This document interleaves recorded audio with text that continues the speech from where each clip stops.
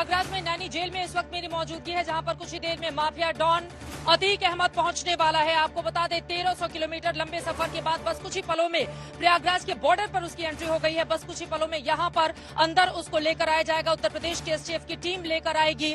अपने आप में ये पूरा का पूरा 24 घंटों का, आपको बता दें अब जिस तरह की स्थिति रही है वो अपने आप में कई सवालों को जन्म देती है। 24 घंटे का ये सफर, और सवाल यह है कि क्या अब माफिया डॉन अपने अंजाम तक पहुंचेगा, क्योंकि 3 दशक का उसका अच्छा खासा माफिया का राज रहा। उसको लेकर वो आगे बढ़ता रहा, उसको राजनीतिक संरक्षण भी मिलता रहा। लेकिन अब 17 साल पुराने एक मामले में कल कोर्ट में उसकी पेशी होगी, और पेशी के बाद माना यही जा रहा है कि पहली बार 100 से ज्यादा आपराधिक वारदातों को जिसने अंजाम दिया हो, पहली बार उसके लिए सजा का ऐलान होगा, जिसको लेकर तैयारियां यहां पर पूरी हो चुकी हैं। उमेश पाल और उनके परिवार को उम्मीद है कि कड़ी से कड़ी सजा मिले ताकि ये नजीर बने। वहीं दूसरी तरफ आपको बताते चले जिस जगह पर इस वक्त मेरी मौजूदगी है, सबसे पहले सत्य मैं चाहूंगी आप हमारे पास आइए, यहाँ की तस्वीरें आप तक पहुंचाना चाहेंगे। सुरक्षा के बेहद कड़े इंतजाम किए गए हैं। आप देखेंगे अंदर किस तरह से यूपी पुलिस के तमाम यहाँ पर जवानों की मौजूदगी है। आपको जेल प्रशासन की तरफ से भी पूरी मुस्तैदी यहाँ पर दिखाई जा रही है। बस कुछ ही पलों में यहाँ पर माफिया डॉन की मौजूदगी होने वाली है। अंदर उसका बेटा पहले से ही जेल के भीतर है। उसके कुल 5 बेटे हैं, जिनमें से एक फरार है।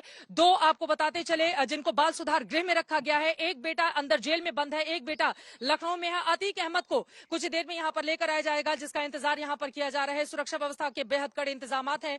मीडिया कर्मियों की भी यहाँ पर बड़ी तादाद है। लेकिन बड़ा सवाल ये खड़ा हो रहा है, बीते 24 घंटों में इस पूरे मामले में सियासत भी जमकर देखी गई।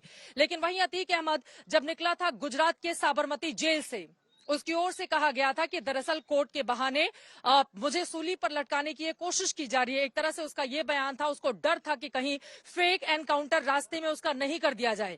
लेकिन उत्तर प्रदेश आते आते उसकी जुबान बदल जाती है। वो कहता है डर काहे का, लेकिन डर और दहशत उसके चेहरे पर साफ तौर से देखी जा सकती थी। अब स्थिति ये हो गई है कि आगे क्या होगा, इसको लेकर तरह तरह के सवाल खड़े होने लगे हैं। क्या जिस तरह से इस मामले को तूल दिया गया, इसका राजनीतिक इस्तेमाल किया जाएगा? सवाल बड़ा ये है, आखिर एक माफिया डॉन को लेकर सहानुभूति की लहर कुछ तबकों की ओर से दिखाने की कोशिश क्यों की जा रही है?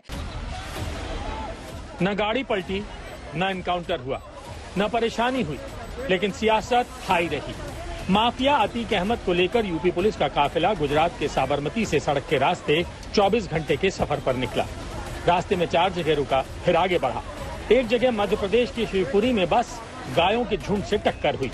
बाकी सही सलामत अतीक उत्तर प्रदेश पहुंच गया।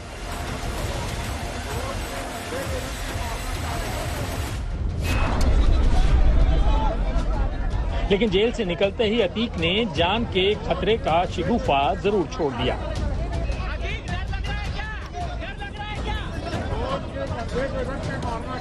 ये जो है आतंक फैलाते हैं, उस समय नियम कानून देखते हैं। कोई भी हमारा जेल प्रशासन हो, चाहे पुलिस प्रशासन हो, चाहे कोई भी विभाग हो, सब हम लोग सरकार नियम के कानून के तहत काम करती है, और न्यायालय के निर्देश के अनुसार ही अतीक को यहाँ लाया जा रहा है उत्तर प्रदेश में। अतीक के अपराधों की दुनिया में पूरा कुनबा लिखता है। उमेश पाल के अपहरण के केस में पेशी के लिए अतीक को गुजरात से प्रयागराज, तो अतीक के भाई अशरफ को बरेली से प्रयागराज शिफ्ट किया गया है। दोनों आरोपी सकुशल उत्तर प्रदेश पहुंच गए, लेकिन उससे पहले गाड़ी पलटने से लेकर एनकाउंटर करने जैसी आशंकाओं पर खूब सियासत हुई। सब डॉक्यूमेंटेड है, सैटेलाइट पे सब होगा।